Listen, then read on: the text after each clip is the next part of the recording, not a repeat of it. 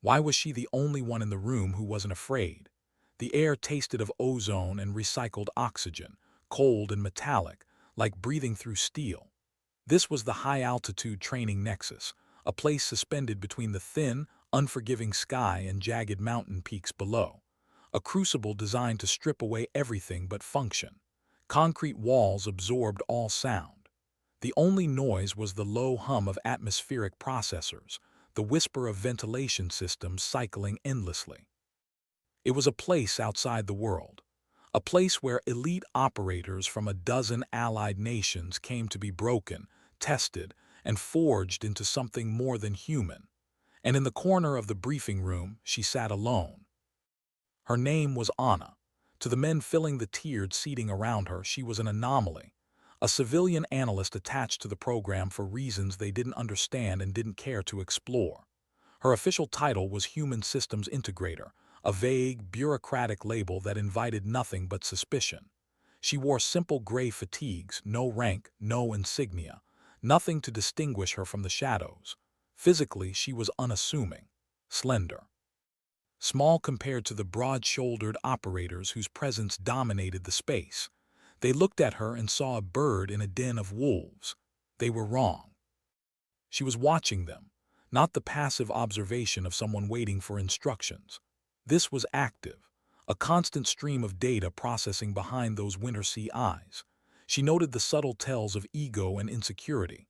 The way a German operator rhythmically tapped his thigh, a nervous tick betraying his calm expression. The way a British recon specialist kept his eyes fixed on the exit, hypervigilance bordering on paranoia. The way the American team leader carried himself with the swagger of a man who had never been truly tested. Her stillness wasn't repose. It was the coiled patience of a predator, the absolute energy equilibrium of a system awaiting a catalyst. The door hissed open.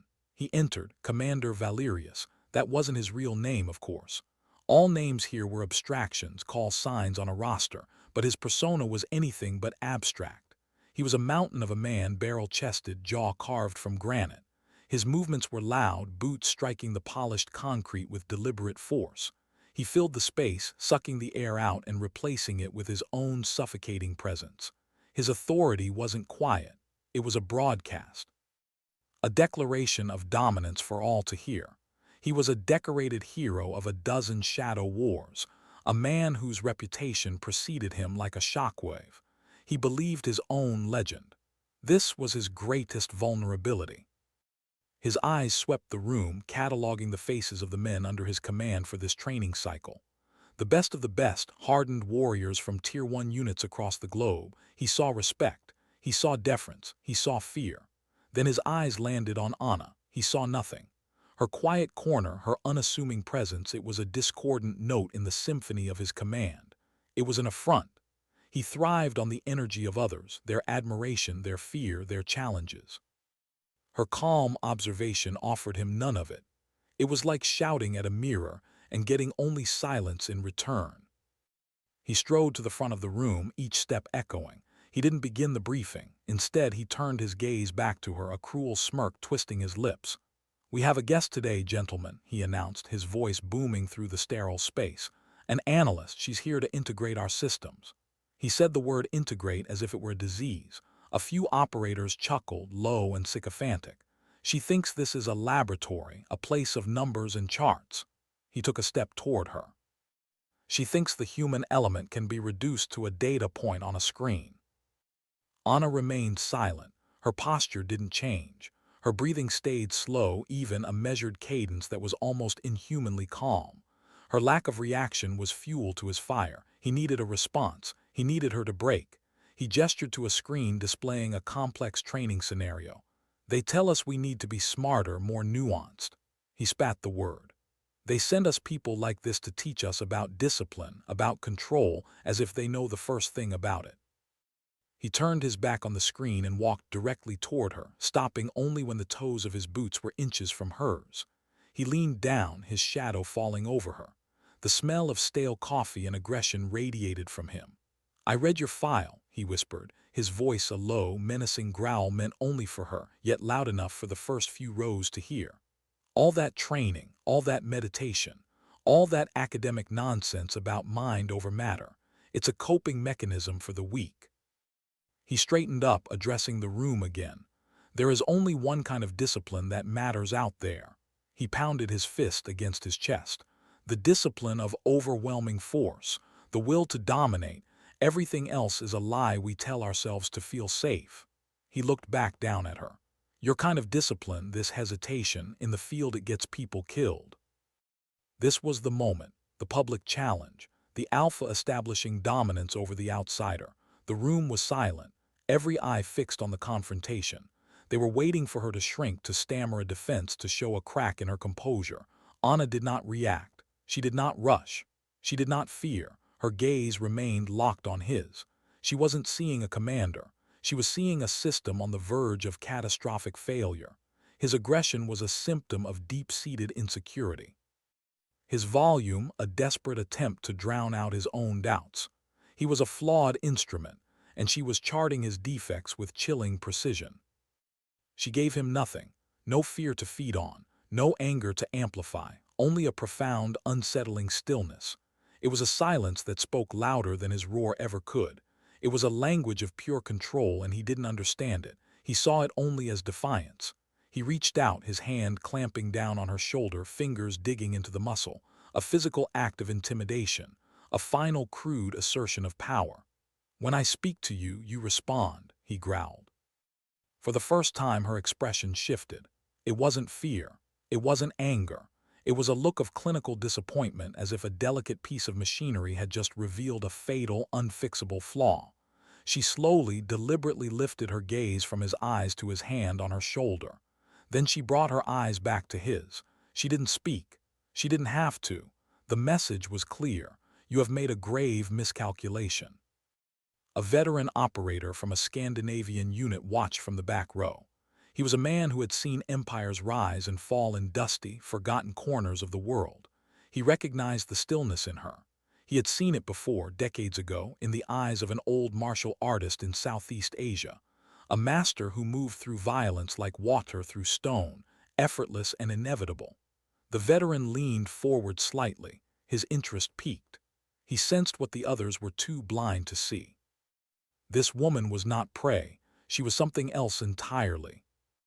What happened next unfolded in the space between heartbeats. The facility's lights flickered, once, twice. Then the emergency klaxon screamed to life, a piercing wail that shattered the tension like glass. Red warning lights bathed the room in a hellish glow. The main display screen erupted with cascading error messages. The word cyber intrusion flashed in aggressive red letters across every surface. This wasn't a drill. The Nexus was under attack. But what came next, no one was prepared for. Chaos didn't wait for permission. The operators, trained for combat, physical threats, tangible enemies, froze for a critical second. Their instincts were built for bullets and blood, not for invisible assaults through fiber-optic cables. The screen showed a polymorphic attack signature, a malicious spike of code tearing through the facility's networks like a living thing. It was adaptive, intelligent, designed to exploit every human weakness in the system. And it was moving fast. Commander Valerius stood paralyzed, his face draining of color. For all his bravado, for all his talk of dominance and force, he was useless against an enemy he couldn't punch.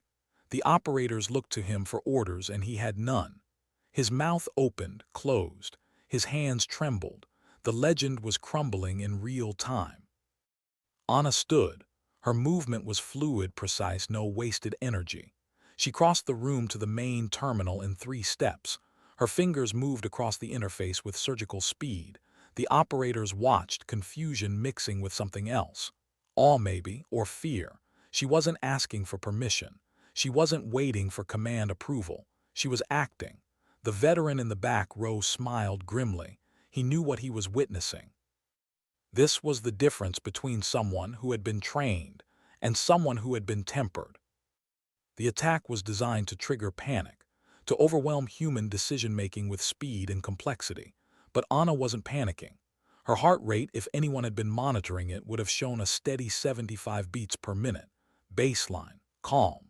She isolated the attack vector, traced its origin through 17 proxy servers, and began constructing a counter-intrusion protocol in real time. Her mind moved faster than the code itself. She wasn't just defending, she was hunting.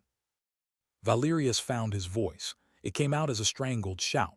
"What are you doing? You don't have authorization." His panic was naked now, stripped of all pretense. Anna didn't look at him, she didn't acknowledge him, her focus was absolute. She deployed a counter-algorithm that mirrored the attack's adaptive structure, turning its own logic against it. The screen flickered. The error messages slowed, then stopped. The attack signature collapsed in on itself, a predator caught in its own trap. The klaxons fell silent. The red lights faded to amber, then green. The room was quiet again, but it was a different quiet, heavy, charged. The operators stared at Anna with expressions ranging from shock to disbelief. She had just saved them all, and most of them were still trying to understand what had happened. But Valerius wasn't relieved. He was furious. His ego, already wounded by her silence, was now bleeding out in front of his men. He had been exposed as incompetent, paralyzed, weak, and she had been the one to reveal it. He couldn't tolerate that. He wouldn't. His mind, already unstable under the weight of his own mythology, began to fracture. The attack had injected something into the facility's systems, a polymorphic code designed to exploit human psychology. It weaponized stress, amplified fear, turned paranoia into psychosis. And Valerius, with his ego and his rage, was the perfect host. His eyes locked onto Anna. In his unraveling mind, she wasn't the solution. She was the threat. She had undermined him, embarrassed him. She had to be the enemy. It was the only logic his fractured psyche could construct. "You," he breathed, his voice low and dangerous. "You did this. You brought this attack. You're the threat." The operators shifted uneasily. Some of them were starting to feel the effects of the code as well. A creeping anxiety, a whisper of doubt, but Valerius was drowning in it. Anna turned to face him. Her expression was calm, but there was something in her eyes now, a sadness. She recognized what was happening. She had seen the biometric data on the screens before she'd shut down the attack. She knew what the code was designed to do, and she knew Valerius was already lost to it. "Commander," she said softly, her voice cutting through the tension like a blade. "You need to sit down. You're compromised. The attack is affecting your judgment." Her words were reasonable, compassionate even. But to Valerius they were an insult, the final indignity. He lunged. What do you do when the person meant to protect you becomes the greatest danger? Valerius crossed the distance between them in 2 strides, his hands reaching for her throat. The operators shouted, some moving to intervene, but they were too slow. Or maybe part of them wanted to see what would happen, wanted to see if the quiet woman could back up the stillness that had unnerved them all. Anna moved. It wasn't the wild flailing of someone defending themselves. It wasn't even the sharp, aggressive counters of a trained fighter. It was something else, fluid, effortless, inevitable. His hands never reached her throat. She redirected his momentum with a subtle shift of her hips, a gentle pressure on his wrist. He stumbled past her, his own force used against him. He spun, roaring, and came at her again. She stepped inside his reach, her movements small, economical. Her hand found a pressure point on his arm, and his entire right side went numb. He swung with his left. She ducked under it, flowed around him like water. There was no impact, no collision, just movement and stillness, action and void. He was fighting a ghost. His rage grew with each failed attempt. He grabbed a chair, hurled it at her. She sidestepped, the chair crashing into the wall behind her. The other operators began to move now, trying to restrain their commander, but Valerius was a man possessed. The code had amplified every dark impulse, every insecurity, every ounce of rage he'd been carrying. Anna didn't fight him, she controlled him, guided him.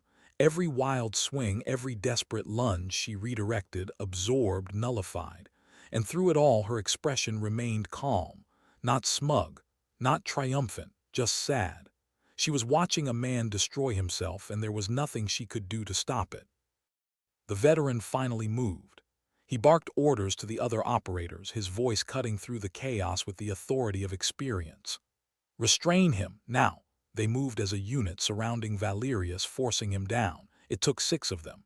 6 elite operators to control one man whose mind had turned against him. They pinned him to the floor, his face pressed against the cold concrete. He was screaming, incoherent, accusing Anna of being a spy, a saboteur, the architect of the attack. Anna stood a few feet away, breathing steady, not a scratch on her. The facility's automated systems had recorded everything. Every movement, every moment. The biometric logs were still running, capturing the truth in cold, clinical data. Valerius's heart rate had spiked to over 190. His adrenaline and cortisol levels were off the charts. His brain activity showed pure, unadulterated rage and panic in the amygdala. Loss of executive function. Complete emotional hijacking. Anna's data told a different story. Her heart rate had never risen above 75. Her stress hormones remained at baseline. Her brain activity showed heightened focus in the prefrontal cortex, the center of rational thought and decision-making. One graph was a storm. The other was the eye of the storm. The data was irrefutable. The medics arrived within minutes. They sedated Valerius, strapped him to a gurney. His eyes rolled back, his body finally still after the chemical restraint took hold. The operators stood in silence, watching him be wheeled out. They looked at Anna, then they looked away. Shame, confusion, respect, fear, all of it tangled together in expressions they couldn't quite name. The veteran approached her slowly, hands visible, non-threatening. "That was Krav Maga," he said quietly, "and something else, something older." Anna nodded once. "My teacher was a master of several arts. He believed true discipline wasn't about dominating others, it was about mastering yourself." The veteran studied her face. "He taught you well." Anna's eyes drifted to the door where Valerius had been taken. "He taught me that the hardest fight is always with yourself, the ego, the ghost in the machine." The veteran nodded slowly, understanding settling over him like snow. Commander Valerius never learned that lesson. "No," Anna agreed softly, "he didn't." "How do you prove what really happened when the loudest voice in the room is screaming lies?" The debriefing took place in the same room where the challenge had begun. The air of tension was gone, replaced by a heavy, somber silence. The facility's director, a general with eyes that had seen too much, sat at the head of the table. To his right sat Anna. To his left was an empty chair, soon to be filled. The operators who had been present, now clear-headed and deeply ashamed, stood along the walls. They avoided looking at Anna, their gazes fixed on the floor. The veteran stood near the door, his expression unreadable. Valerius was brought in last on a medical gurney.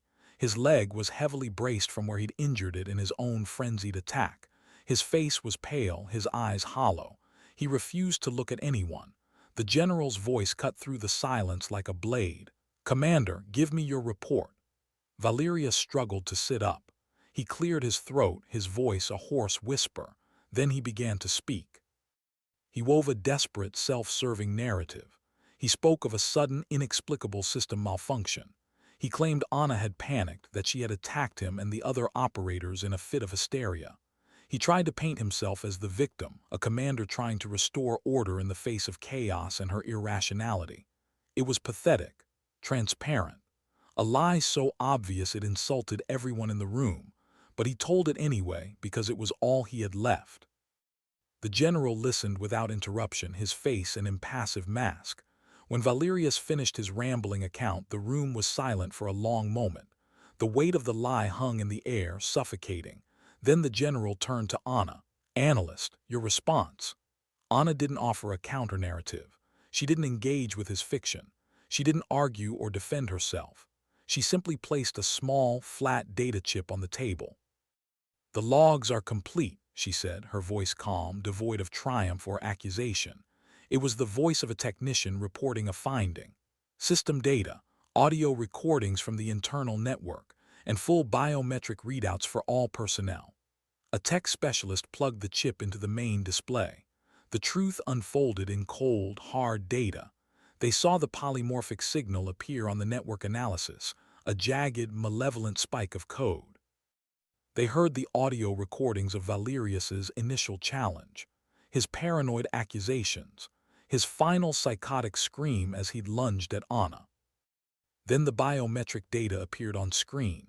Two graphs were highlighted.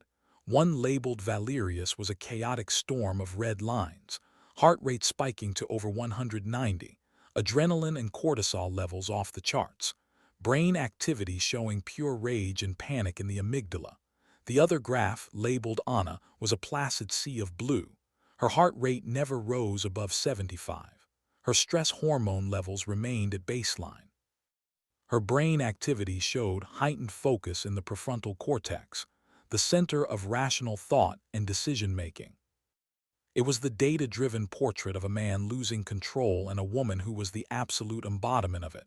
One graph was a storm, the other was the eye of the storm. The data was irrefutable, clinical, absolute. Valerius stared at the screen, his face ashen. He had been defeated not by her fists, but by the undeniable truth of his own failure, rendered in numbers and graphs. His ego had been weighed, measured, and found wanting. The general looked at the data, then at the broken man on the gurney. His expression was one of profound disappointment. "Commander Valerius," he said, his voice flat and hard, "you are a disgrace to your uniform and to the very concept of command. You allowed your ego to compromise your judgment before the crisis, and you succumbed to fear and paranoia during it. You became a liability. Worse, you became the primary threat." He paused, letting the weight of his words settle in the silent room. "You are hereby relieved of your command.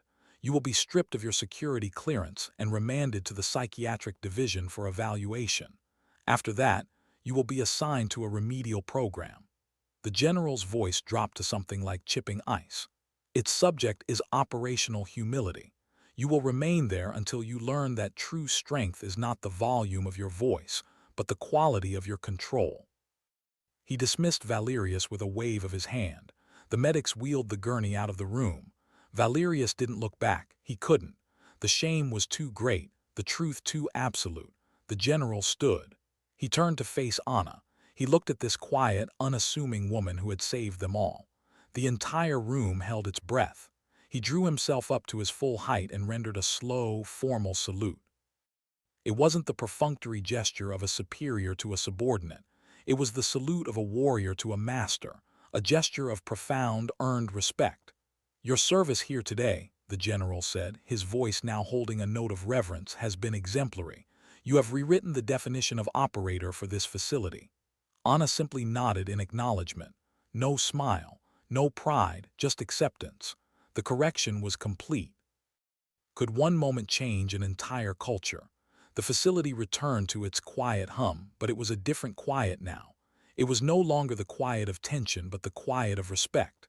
The operators moved with a new sense of purpose, their previous swagger replaced by a thoughtful solemnity. They had been shown a new kind of strength, and it had humbled them. They gave Anna a wide berth when she walked the corridors. Their glances were no longer filled with suspicion or disdain, but with a mixture of awe and a healthy dose of fear. They spoke of her in hushed tones. The story of what happened was already becoming legend. They called her the Ghost, the woman who had defeated an army of elite soldiers and a psychotic commander without raising her voice. Some of them began to train differently. They focused less on raw aggression and more on control, less on dominating others and more on mastering themselves. The shift was subtle, but it was real. Later that day, the veteran found her in an observation deck, looking out at the snow-capped peaks that surrounded the Nexus. He never understood, the veteran said, standing a respectful distance away. He thought the fight was against an enemy with guns and fists. Anna continued to gaze at the mountains. "He was right," she replied, her voice soft. "The fight is against an enemy." The veteran waited. "He was just wrong about who the enemy is," she finished. The veteran nodded slowly. He finally understood the lesson her mentor had taught her. The hardest fight is always with yourself. The ego, the ghost in the machine. "Will you stay?" he asked after a moment. "There's more to teach here." Anna was quiet for a long time. The mountain stood eternal, indifferent to human struggles. "For a while," she said finally, "until they understand that what I showed them wasn't special. It's available to anyone willing to do the work." The veteran smiled. "Most won't. They'll see what you did and think it's beyond them. They'll make you into something mythical, untouchable. Then that's the next lesson they'll need to learn, Anna said. That discipline isn't magic, it's a choice. Every moment, every breath. The choice to master yourself instead of trying to dominate others. The veteran looked at her with the respect of one warrior recognizing another. That's a hard lesson. Most people spend their whole lives avoiding it. Yes, Anna agreed. But the ones who learn it become something more than warriors. They become leaders worth following. The setting sun cast long shadows across the observation deck. The mountains turned gold, then purple, then dark. And in that fading light, a new understanding was being forged, a new kind of strength. Why do we remember some lessons and forget others? The story of that day became a permanent part of the training curriculum at the Nexus. It was known as the Valerius Cascade. It was taught as the ultimate example of how ego is a tactical liability and how emotional discipline is the greatest asset an operator can possess. The biometric logs of Anna and Valerius were shown to every new recruit, a stark graphical representation of the difference between a warrior and a soldier. A warrior masters themselves. A soldier is just a weapon waiting to be aimed. The distinction was subtle but profound. Anna's actions had a ripple effect that spread far beyond the walls of the facility. The doctrine she embodied, the philosophy of quiet professionalism, began to seep into the culture of the special operations community. It created better leaders, more thoughtful operators, stronger teams. Her legacy wasn't a medal or commendation. It was a change in the very soul of the institution she served. Months later, a young operator from the British SAS arrived at the Nexus for advanced training. He'd heard the stories, the ghost, the analyst who'd taken down a commander and saved the facility. He half expected a myth, a legend that had been exaggerated in the retelling. On his first day, he saw her in the training hall. She was working with a group of recruits on close-quarters combat, not teaching them new techniques, teaching them to control themselves during the techniques they already knew. She moved among them like water, correcting stances, adjusting breathing, speaking quietly. There was no demonstration of superior skill, no showing off, just patient, precise instruction. The young SAS operator watched, mesmerized. This was the ghost, this quiet woman with the measured voice and gentle corrections. Then he saw one of the recruits lose his temper during a drill, his frustration boiling over. The recruit snapped, throwing a wild punch at his sparring partner. Anna was there before the punch could land. She didn't block it, she redirected it, absorbed it, turned it into nothing. The recruit froze, suddenly aware of how close he'd come to seriously hurting someone. Anna placed a hand on his shoulder. "Breathe," she said softly. "You don't control your opponent, you control yourself. That's the only victory that matters." The recruit's eyes filled with understanding and shame. He nodded, bowed slightly, and stepped back to reset the drill. The young SAS operator felt something shift inside him. He'd spent years building himself into a weapon, hunting his body, his reflexes, his aggression. He'd thought that was what made him strong. Watching Anna, he realized he'd been building the wrong thing. Strength wasn't in the violence you could deliver. It was in the violence you could control. The violence you chose not to deliver. He approached her after the training session. "Ma'am," he said, his voice respectful, "I'd like to request personal instruction." Anna looked at him with those winter sea eyes. She saw his eagerness, his sincerity, and beneath it the ghost of the same ego that had destroyed Valerius. It was smaller, more controlled, but it was there. "Why?" she asked simply. The operator fumbled for words. "I want to be better, to be like you." Anna shook her head gently. "You don't want to be like me. You want to be like yourself, but without the parts that work against you. The ego, the fear, the need to prove something." She paused, letting the words settle. "That work is yours alone. I can't do it for you. No one can." "But you can teach me how to start," he pressed. Anna considered him for a long moment, then she nodded. "Yes, I can teach you how to start, but you need to understand something first. This isn't about becoming a better warrior. It's about becoming a better human. The warrior part is just a side effect." The young operator nodded, not fully understanding but willing to learn. "I understand." "No," Anna said gently. You don't, not yet, but you will. And over the following months he did. Under her quiet guidance, he learned to see the difference between strength and force, between discipline and suppression, between mastery and domination. It was the hardest work he'd ever done, harder than any selection course, harder than any combat deployment, because the enemy was inside him, woven into every thought and instinct. One evening, after a particularly brutal training session where he'd been forced to confront his deepest fears and insecurities, he found Anna in the observation deck, the same place where she'd spoken with the veteran months before. "I don't know if I can do this," he admitted, his voice raw. "Every time I think I've made progress, I find another layer of ego, another pocket of fear. It's endless." Anna didn't offer empty reassurance. "It is endless," she agreed. "The work never stops. You don't reach a point where you've mastered yourself completely. You just get better at recognizing when you're losing control, better at choosing differently in the moment." She turned to look at him. "That's what separates the ones who make it from the ones who don't. The ones who make it accept that it's a lifelong practice. The ones who don't keep looking for a finish line that doesn't exist." The operator stared out at the mountains. "Valerius," he said quietly. "He never accepted that, did he?" Anna shook her head.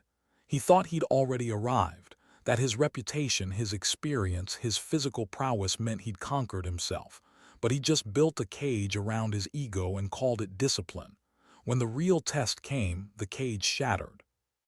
"Will that happen to me?" the operator asked, the vulnerability in his voice unmistakable. Anna was quiet for a moment. "That depends. Are you willing to keep questioning yourself, to keep examining your motives, your reactions, your choices? Are you willing to be wrong, to be humble, to learn from people you think are beneath you?" "I don't know," he answered honestly. "I want to be, but I don't know if I have that in me." Anna smiled slightly. It was the first time he'd seen her smile. That's the most honest answer you could give, and it's the only answer that gives you a chance. She placed a hand on his shoulder, the same gentle touch she'd given the recruit who'd lost his temper. "You're going to fail. Many times. You're going to lose control, let your ego take over, react instead of respond.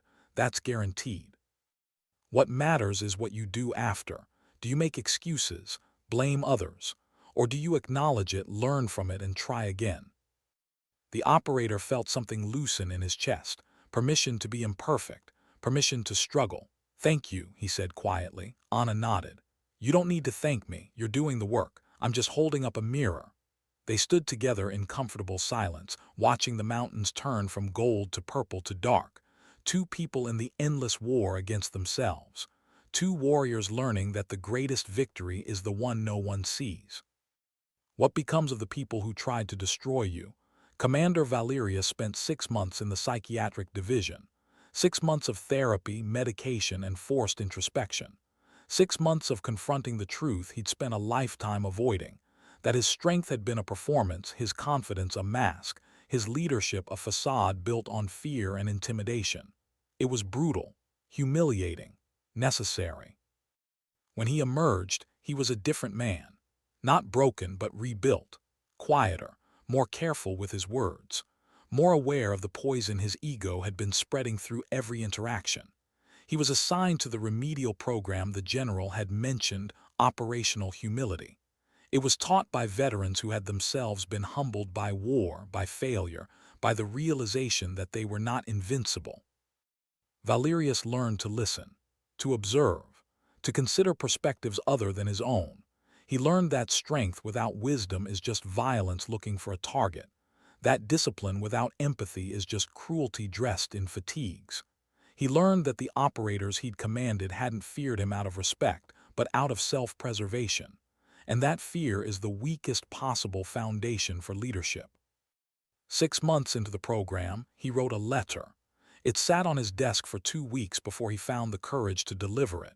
It was addressed to Anna. He didn't know if she'd read it, didn't know if she'd even care. But he needed to write it, needed to put into words the apology that had been burning in his chest since the day he'd been wheeled out of that debriefing room. The letter was simple, direct, free of excuses. He acknowledged what he'd done, the intimidation, the assault, the lies he'd told afterward. He didn't ask for forgiveness. He didn't expect it. He simply stated that he understood now, that he was working to become someone who would never repeat those mistakes, that he was learning to fight the only enemy that had ever truly mattered, himself. Anna received the letter 3 days later. She read it once. Then she placed it in a drawer and returned to her work. She didn't respond, not because she was angry, but because there was nothing to say. Apologies were words. Change was action. If Valerius truly understood the lesson, he would spend the rest of his life proving it through his choices. That was between him and himself.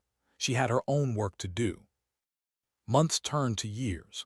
The Nexus continued its mission, training the best operators in the world to be even better. The doctrine of quiet professionalism spread, not because anyone was preaching it, but because those who embodied it simply performed better, led better, survived better. The data was undeniable. Teams led by officers who practiced emotional discipline had lower casualties, higher mission success rates, and better retention. Anna eventually left the Nexus, not because her work was done, but because it was time. She'd planted seeds. Others would water them. She moved on to other facilities, other programs, other warriors who needed to learn that the greatest battle is the one within. She never sought recognition, never built a legend around herself. Those who knew, knew. Those who didn't would never understand even if you explained it. The young SAS operator she'd trained became an instructor himself. He taught what she'd taught him, passing on the mirror she'd held up to his own ego. Valerius, after completing his remedial program, was eventually cleared for limited duty.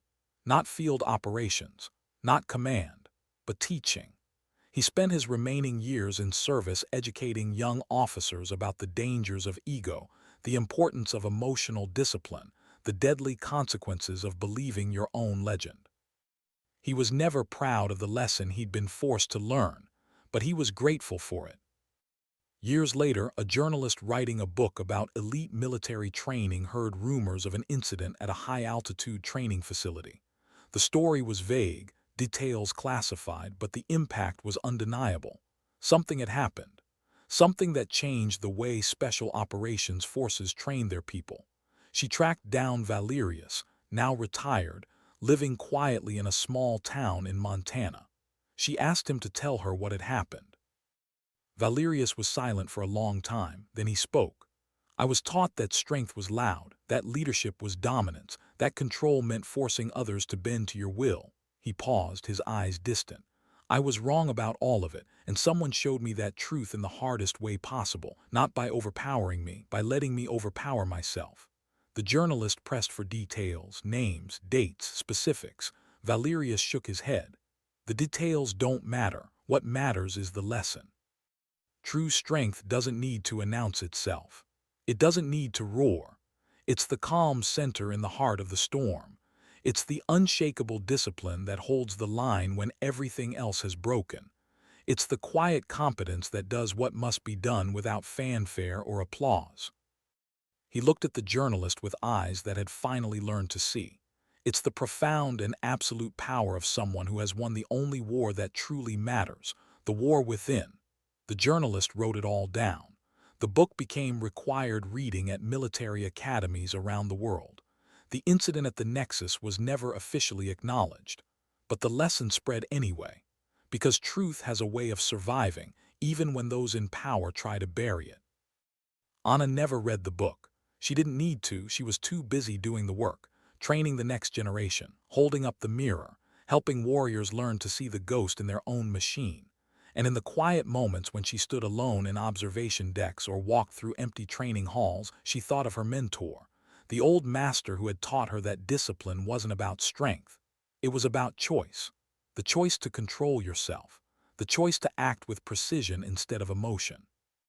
The choice to be still when others were screaming. She thought of all the people she'd trained, the ones who'd learned, the ones who'd failed, the ones who were still trying. She thought of Valerius, broken and rebuilt, the young SAS operator still fighting his ego years later, the veteran who'd recognized her stillness because he'd seen it before in someone else.